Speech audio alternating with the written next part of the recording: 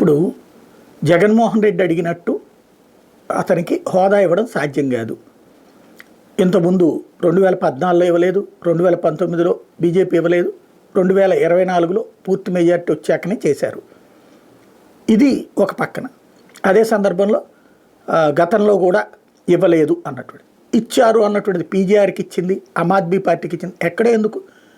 క్రిందటిసారి 2018 ఎన్నికల తర్వాతన తెలంగాణలో కాంగ్రెస్ను ముక్కచెక్కలు చేశాడు కేసీఆర్. చేసి 21 స్థానాలు గెలిస్తే అందులో దాదాపు 13 మందిని తీసేసుకున్నాడు, 14 మందిని. చివరికి 6గురే మిగిలారు కాంగ్రెస్ పార్టీ. వాస్తవంగా 21 ఉన్నారు కాబట్టి అక్కడ ప్రతిపక్ష స్థానం వస్తుంది. కానీ దాని ప్రతిపక్ష స్థానం తీసేయడం కోసం అని చెప్పేసి వాళ్ళని చీల్చి మొక్కలు చేశారు. చివరికి 6గురు మిగిలారు. బట్టి విక్రమార్క నాయకత్వంలో ఉన్నారు. అప్పుడు బట్టి విక్రమార్క ప్రతిపక్ష హోదా ఉంటుందా?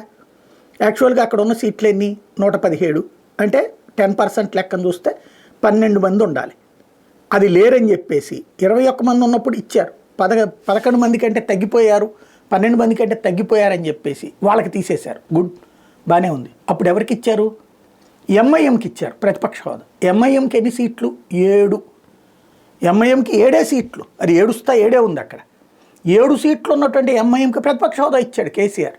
కాబట్టి ఇవ్వాలి అనుకుంటే ఇవ్వచ్చు, నో డౌట్.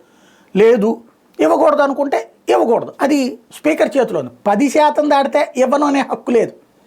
10% లోపు కాబట్టి ఇవ్వాలనుకుంటే ఇవ్వచ్చు. అప్పట్లో పీజీఆర్కి ఇచ్చారా, లేకపోతే మొన్న ఆమ్ ఆద్మీ పార్టీకి ఇచ్చారా, లేకపోతే మనం చెప్పుకున్నట్టు ఎంఐఎంకి ఇచ్చారా? ఇదంతా ఒక ఫెనామినా.